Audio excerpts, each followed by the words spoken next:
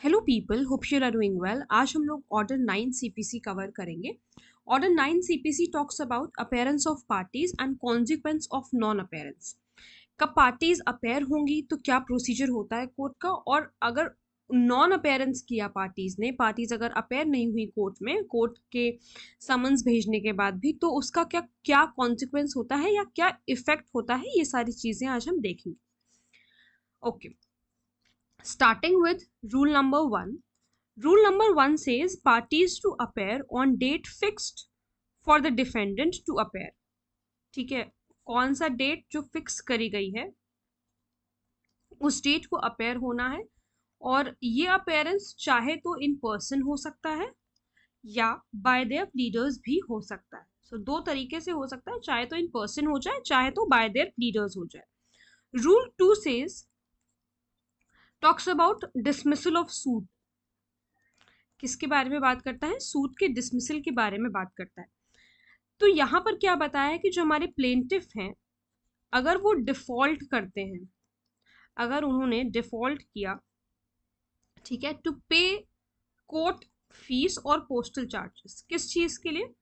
Court की fees उन्होंने नहीं पे की या पोस्टल चार्जेस जो होते हैं वो नहीं पे किए, इसमें अगर डिफॉल्ट किया, या फिर failed to present copy of plaint, या कॉपी ऑफ प्लेंट जो हमारे से प्रेजेंट करवाई जाती है, जो प्लेंटिफ से जो प्रेजेंट करवाई जाती है, इसको आप इस चीज को आप रिलेट कर सकते हैं ऑर्डर 7 रूल 9 से।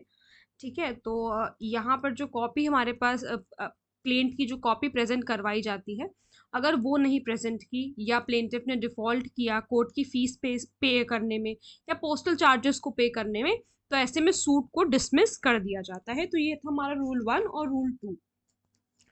रूल 3 क्या कहता है? रूल 3 कहता है कि अगर नीदर पार्टी, यानी कि दोनों पार्टीज अगर अपेयर नहीं होती हैं, तो सूट जो है उसे डिसमिस कर दिया जाएगा। सूट को वहां से तुरंत डिसमिस कर दिया जाएगा। फिर रूल 4 क्या कहता है? रूल 4 कहता है कि फ्रेश सूट आप लेकर के आ सकते हैं। तो आप इसे कनेक्ट करेंगे इस वाले रूल से। ये यहीं से बात कर रहा है कि अगर यहाँ पर डिसमिस कर दिया गया है तो कोई बात नहीं, आप फ्रेश सूट लेकर के आ सकते हैं, बट सफिशिएंट कॉज होना बहुत ज्यादा जरूरी है। हमने देखा है हर एक चीज में कोर्ट को आपको रीजंस देने पड़ेंगे कि क्यों आप कोर्ट में प्रेजेंट नहीं थे, है ना? क्यों आप कोर्ट में जब आपको कहा गया तो आप अपेयर क्यों नहीं हुए? सफिशिएंट कॉज देना बहुत ज्यादा जरूरी है। अगर आपके सफिशिएंट कॉज से कोर्ट सेटिस्फाई हो जाती है तो वो कोर्ट आपको अलाउ कर देगी कि आप फ्रेश सूट फाइल करें। ठीक है, फिर हमारे पास है रूल 5। रूल 5 ये कहता है कि जब समन्स इशू तो किए गए हैं लेकिन वो रिटर्न हो गए। देखो, समन इशू तो किए गए लेकिन वो रिटर्न हो गए अनसर्व, मतलब कि वो सर्व नहीं हो पाए एंड दे गॉट रिटर्न। तो क्या होता है? तो कोर्ट कहती है प्लेंटिफ से कहती है आप फ्रेश समन्स भेजिए। कोर्ट प्लेंटिफ से कहती है कि आप फ्रेश समन्स भेजिए, और अगर ये प्लेंटिफ ने फ्रेश समन्स नहीं सर्व कर पाया विद इन 7 डेज, 7 डेज का आप देखेंगे अपनी बेयर एक्ट में 7 डेज का टाइम दिया हुआ है। 7 डेज के अंदर अंदर प्लेंटिफ को फ्रेश समन्स भेजने होते हैं डिफेंडेंट को।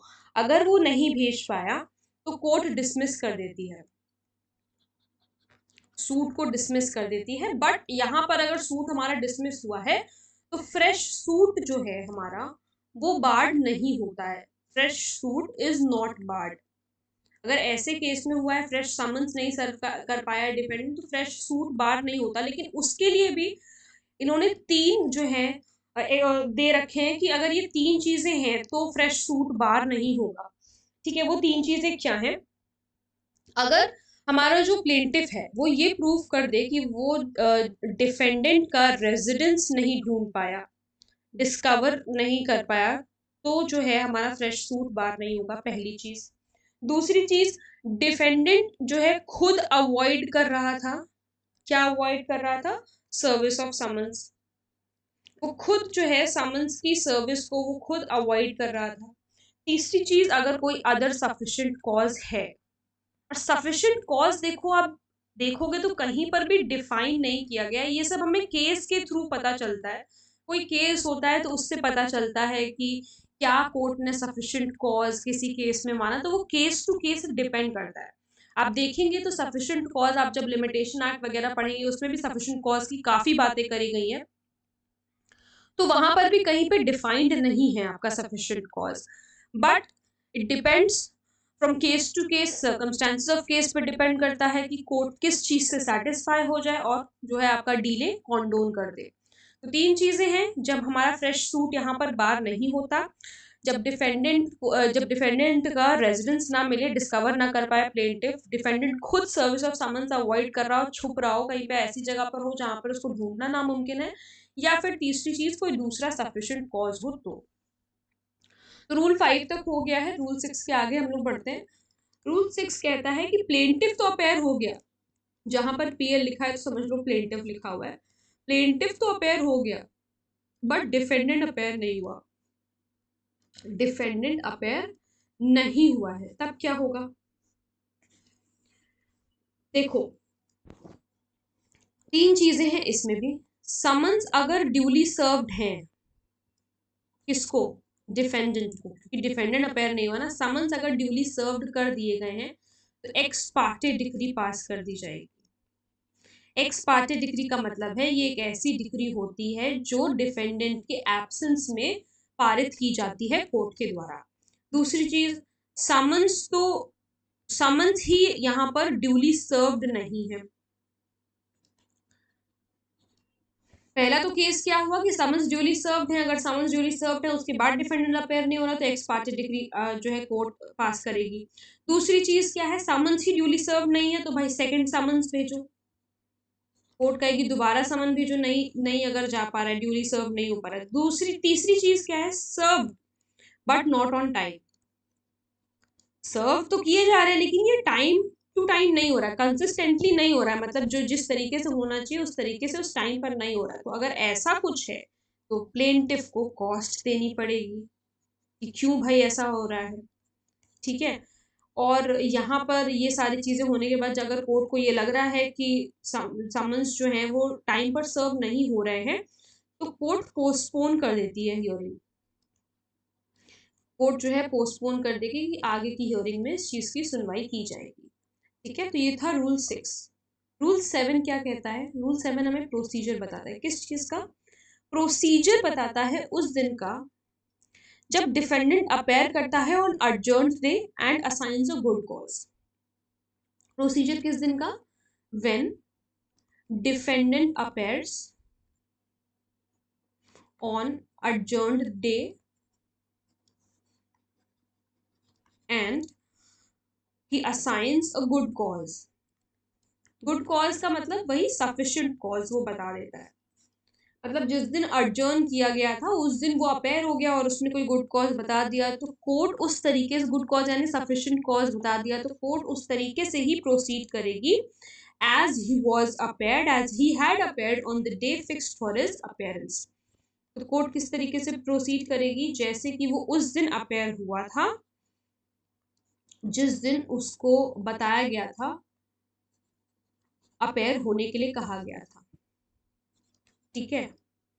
तो ये हो गया, रूल 7 समझ में आ गया होगा। रूल 8 अब बात करता है प्रोसीजर क्या होगा जब सिर्फ और सिर्फ डिफेंडेंट अपेयर करेगा। अभी तक तो हम देख रहे थे कि अगर सिर्फ और सिर्फ प्लेंटिफ अपेयर हुआ तो एक्स पार्टे डिक्री पास कर दी जाएगी, बट तब क्या जब सिर्फ डिफेंडेंट ही अपेयर हो रहा है तब क्या? तो सूट को ही डिसमिस कर दिया जाएगा, suit will be dismissed. But इसका भी एक्सेप्शन है, वो क्या? अगर डिफेंडेंट ने अपना क्लेम एक्सेप्ट कर लिया, एडमिट कर लिया, क्लेम इन्होंने अगर डिफेंडेंट ने अगर अपना क्लेम या तो पार्टली या तो फुल्ली या आप होली भी कह सकते हैं, जो भी आप कहना चाहें, तो या तो पार्टली या तो फुल्ली या होली उन्होंने अपना क्लेम एडमिट कर लिया तो कोर्ट जो है डिक्री पास कर देगी इस इफेक्ट में। अब इस डिक्री का ये मतलब नहीं है कि ये डिफेंडेंट के फेवर में चली जाएगी। ये यहाँ पर जो डिक्री पास हो रही है ये यहाँ पर जो डिक्री पास हो रही है, ये डिक्री चाहे तो प्लेंटिफ के फेवर में हो सकती है और चाहे तो डिफेंडेंट के फेवर में हो सकती है। ऐसा जरूरी नहीं है कि ये डिफेंडेंट के फेवर में होगी। जो भी सर्कमस्टांसेस कोर्ट को लगते हैं उस हिसाब से चीजें आगे बढ़ेंगी।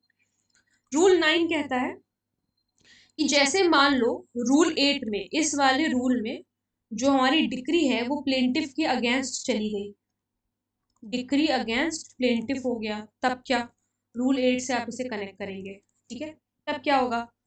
अब अगर यहाँ पर डिक्री चली गई against the plaintiff, it bars fresh suit.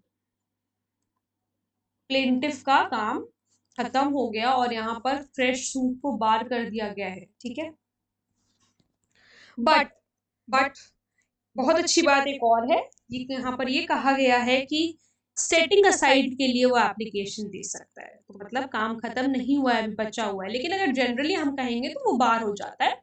क्यों काम अभी बचा हुआ है? क्योंकि सेटिंग असाइड के लिए प्लेंटिफ हमारा एप्लीकेशन दे सकता है, ठीक है? उसके पास राइट है कि वो एप्लीकेशन दे इस चीज के लिए, और अगर कोर्ट को सही लगता है और प्लेंटिफ हमारा सफिशिएंट कॉज दिखा देता है, इस वजह से वो अपेयर नहीं हो पाया था और उसके खिलाफ डिक्री पास हो गई वगैरह वगैरह, कोर्ट अगर सेटिस्फाई हो जाता है तो ठीक है, बहुत अच्छी बात है, कोई भी फ्रेश सूट जो है वो बार नहीं किया जाएगा। लेकिन यहाँ पर नोटिस देनी है to the other party, court को नोटिस देनी है यहाँ पर। अगर मान लो कोर्ट मान गया, प्लेंटिफ की बातों में आ गया कोर्ट, ठीक है, मतलब मान गया कोर्ट, प्लेंटिफ जो है सेटिस्फाई कर ले गया कोर्ट को, तो भाई नोटिस देनी पड़ेगी अदर पार्टी को, यानी कि डिफेंडेंट को, कि भाई तुम्हारा काम फिर से शुरू हो गया है और जो डिक्री चली गई थी प्लेंटिफ के अगेंस्ट, अब जो है उसे सेट असाइड कर दिया गया है कोर्ट के द्वारा, तो तुमको वापस से आना पड़ेगा। ये नोटिस जो है वो कोर्ट देती है डिफेंडेंट को। अभी 3 रूल्स हैं, रूल 10, 11 एंड 12। तो 10 और 11 तो हम साथ साथ पढ़ रहे हैं, ठीक है? ये जो 10 और 11 है ये नॉन अटेंडेंस के बारे में बात करता है। किसकी? जब एक से ज्यादा प्लेंटिफ्स, जब एक से ज्यादा प्लेंटिफ्स और डिफेंडेंट्स हो और वो नहीं आए, सारे ही नहीं, मान लो कोई एक नहीं आया या 2 नहीं आए, दोनों के केस में प्लेंटिफ और डिफेंडेंट, जैसे मान लो कि 5 प्लेंटिफ थे, उसमें से 4 आ गए, 4 प्रेजेंट हो गए, एक नहीं प्रेजेंट हुआ, तो कोई बात नहीं। डिफेंडेंट के केस में भी वैसा ही है, 5 लोग थे, 4 आ गए, एक नहीं आए, या 5 लोग थे, 3 आ गए, 2 नहीं आए। तो क्या होता है? सबसे पहले तो प्लेंटिफ के केस में हम देखेंगे कि क्या होता है। तो कोर्ट वैसे ही प्रोसीड करेगी, कोर्ट में proceed as if all had appeared, ऐसे ही प्रोसीड करेगी जैसे सारे के सारे अपेयर किए, ठीक है? डिफेंडेंट के केस में क्या होता है? डिफेंडेंट के केस में ये होता है, कोर्ट जो है में at any time of pronouncing judgment, judgment pronounce करते समय क्या कर सकती है? Makes orders as it thinks fit, as it thinks fit. देखो बेसिकली इस बात का मतलब ये है कि कोर्ट, ठीक है कोई बात नहीं, सारे डिफेंडेंट्स अपेयर नहीं हुए, चलेगा, बट अगर जजमेंट प्रोनाउंस करते समय कोर्ट ऑर्डर्स दे सकती है जो भी उन्हें सही लगे, जो भी उन्हें फिट लगे। तो इससे हमें ये, अगर हम कंक्लूजन निकालना चाहें तो ये कंक्लूजन निकाल सकते हैं कि कोर्ट अगर चाहे तो बुला सकती है डिफेंडेंट्स को, है ना, जजमेंट प्रोनाउंस करते समय आगे की डेट दे करके वो जो है बुला सकती है हमारे डिफेंडेंट्स को कि आप आइए और अपेयर हुई, ठीक है? तो ये था रूल 11 और रूल 12, सॉरी रूल 10 और रूल 11। अभी रूल 12 देखना है। रूल 12 कहता है कि कॉन्सिक्वेंस क्या होगा नॉन अटेंडेंस का। तो बहुत ही छोटी सी बात है इसमें, इसमें ये बताया है कि जो फोरगोइंग रूल्स हम लोगों ने ऊपर पढ़े हैं, जो हम लोगों ने पहले ये जो फोरगोइंग रूल्स पढ़े, ये सारे ही अप्लाई होने वाले हैं, बस यही बताया है हमारे रूल 12 में। तो इतनी छोटी सी बात इसमें कही गई है। अब जो हमारे पास है रूल 13 एंड रूल 14, तो ये दोनों जो रूल्स है ना, ये दोनों रूल्स एक्स पार्टे डिक्री से, एक्स पार्टे डिक्री की बात करते हैं। किसकी बात करते हैं? X Partey decree. X Partey decree क्या होती है? डिफेंडेंट के एब्सेंट होने पर जो डिक्री पास करी जाती है उसे हम एक्स पार्टे डिक्री कहते हैं। तो it deals with setting aside decree passed against the defendant. ये जो हमारे दोनों रूल्स हैं ये डील करते हैं एक्स पार्टे डिक्री से, कि किस तरीके से ये डिग्री को सेट असाइड वगैरह किया जाएगा अगर डिफेंडेंट के अगेंस्ट चली गई है तो। रेमेडी क्या अवेलेबल है, देखो डिफेंडेंट जो है कोर्ट में अप्लाई कर सकते हैं, apply to the court who has pass the degree. Set aside करने के लिए वो अप्लाई कर सकते हैं, पहली बात। लेकिन उन्हें सेटिस्फाई करना होगा, सेटिस्फैक्शन करना होगा कोर्ट का, सेटिस्फैक्शन ऑफ द कोर्ट। क्या सेटिस्फैक्शन करना होगा, समन्स ड्यूली सर्व्ड नहीं थे, ये सेटिस्फाई करो आप। दूसरी चीज, आप किसी सफिशिएंट कॉज से प्रिवेंटेड थे, इससे प्रिवेंटेड थे, किसी सफिशिएंट कॉज से आप प्रिवेंटेड थे, ये बताइए कोर्ट को, रीजंस दीजिए। ठीक है, ये तो एक रेमेडी हो गई।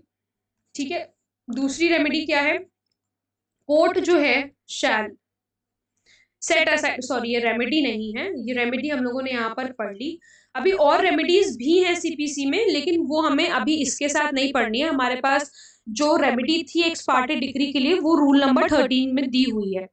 लेकिन अब दूसरी चीज इसमें क्या कही गई है कि कोर्ट जो है वो डिग्री को सेट असाइड कर देंगे, कोर्ट डिग्री को सेट असाइड कर देंगे और सूट के साथ वो आगे प्रोसीड करेंगे, अपना देखेंगे कि किस तरीके से सूट के साथ प्रोसीड वगैरह करना है।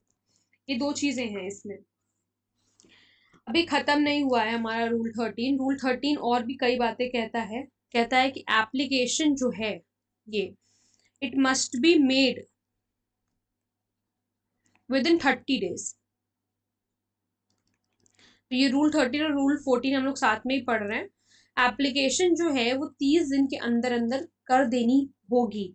और ये 30 दिन, कौन से 30 दिन की हम बात कर रहे हैं वो भी देख लो।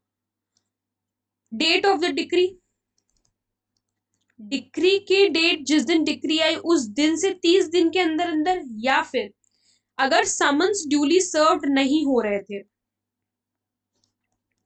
अगर समन्स ड्यूली सर्व नहीं हो रहे थे तो जब आपको नॉलेज मिली इस बात की, किसको, जब डिफेंडेंट को नॉलेज मिली डिक्री की, कि डिक्री भाई पास हो गई। अरे मान लो उसके पड़ोसी ने बता दिया, उसके पड़ोसी को पता चल गया कि उसके खिलाफ डिक्री पास हो गई है और वो गया ही नहीं, उसके पास समन्स ही नहीं पहुंचे, समन्स ड्यूली सर्व नहीं हुए तो वो गया ही नहीं। तो अगर उसके पड़ोसी ने उसको बता दिया कि तुम्हारे खिलाफ जो है डिक्री कोर्ट में पास कर दी गई है, तो उसको ये नॉलेज हो गई, किसको, डिफेंडेंट को इस बात का नॉलेज हो गया कि डिक्री उसके खिलाफ पास कर दी गई है। तो उस दिन से लेकर के 30 दिन के अंदर अंदर उसको एप्लीकेशन लगानी पड़ेगी कोर्ट में, इसको सेट असाइड करने के लिए, इस पर्टिकुलर डिक्री को सेट असाइड करने के लिए उसको एप्लीकेशन लगानी पड़ेगी। कोर्ट जो है वो डिक्री को सेट असाइड नहीं कर सकता, डिक्री को सेट असाइड नहीं कर सकता। क्यों, किस उस पे नहीं कर सकता, on the ground of irregularity of summons, on the ground of irregularity of summons. अब ये इररेगुलरिटी क्या है, इररेगुलरिटी ये है कि डिफेंडेंट को, मान लो डिफेंडेंट को इस बात की पूरी जानकारी थी कि 30 अप्रैल को कोर्ट की डेट लगी हुई है, इसको पूरी जानकारी थी इस बात की, लेकिन समन्स भाई साहब के पास नहीं पहुंच पाए, किसी कारणवश, किसी रीजन की वजह से समन्स इनके पास नहीं पहुंच पाए। तो इसका क्या मतलब है कि ये कोर्ट में अपेयर नहीं होंगे। भाई जब तुम्हें पता है कि तुम्हारी डेट 30 अप्रैल को लगी हुई है तो समन्स तुम्हारे पास पहुंचे या ना पहुंचे, आपको तो कोर्ट पहुंचना चाहिए। तो अगर ये सब जानते हुए भी ये कोर्ट में नहीं पहुंचे तो कोर्ट ऐसे ग्राउंड्स पर इस डिक्री को सेट असाइड नहीं करती है। अगर इनको नोटिस थी हियरिंग के बारे में और उसके बाद भी ये नहीं आए तो इसमें पूरी की पूरी जो है आपकी गलती है, आप अपना देख लीजिए क्या करना है। ठीक है,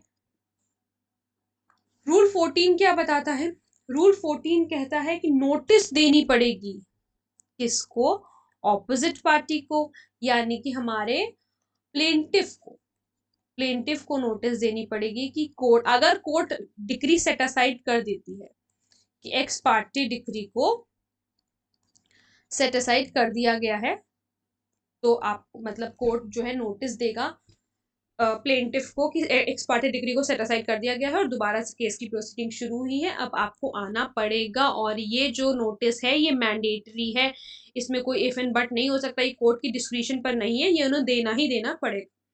ठीक है, अच्छा एक अभी ये अब आपके ऑर्डर मतलब अब ये आपकी इस ऑर्डर 9 से रिलेटेड तो नहीं है, लेकिन ये कुछ रेमेडीज हैं जो कि आप अपनी सीपीसी जब पूरी पढ़ेंगे तो देखेंगे कि एक्स पार्टी डिक्री से रिलेटेड कुछ 4 रेमेडीज दी हुई है। ठीक है, तो पहली तो यही रेमेडी है कि सेट असाइड कर सकते हैं, कोर्ट सेट असाइड कर देगा ऑर्डर 9 रूल 13 के तहत। दूसरी क्या रेमेडी है, अपील कर सकता है हमारा डिफेंडेंट सेक्शन 96 सबसेक्शन 2 के तहत। ठीक है, तीसरी क्या चीज है, रिविजन फाइल कर सकते हैं कोर्ट में सेक्शन 115 के तहत जब हम पढ़ेंगे ये वाले। अच्छा, रिवीजन वाली वीडियो ऑलरेडी अपलोडेड है मेरे चैनल पर, तो आप लोगों ने अगर नहीं देखी है तो आप लोग देख सकते हैं, वो वीडियो काफ़ी इन्फॉर्मेटिव है। ठीक है, तो रिवीजन भी जो है फाइल कर सकता है हमारा डिफेंडेंट, और रिव्यू भी फाइल किया जा सकता है ऑर्डर 47। ठीक है, तो ये 4 रेमेडीज हमें CPC code of civil procedure provide करता है with regard to the ex parte degree. ठीक है, तो I hope I am very clear, I hope you found this video helpful. कोई डाउट है, कोई प्रॉब्लम है तो please let me know in the comment section, और अगर आप लोग इस टॉपिक पे वीडियो देखना चाहते हैं तो वो भी प्लीज़ मुझे ज़रूर बताइएगा। Thank you so much.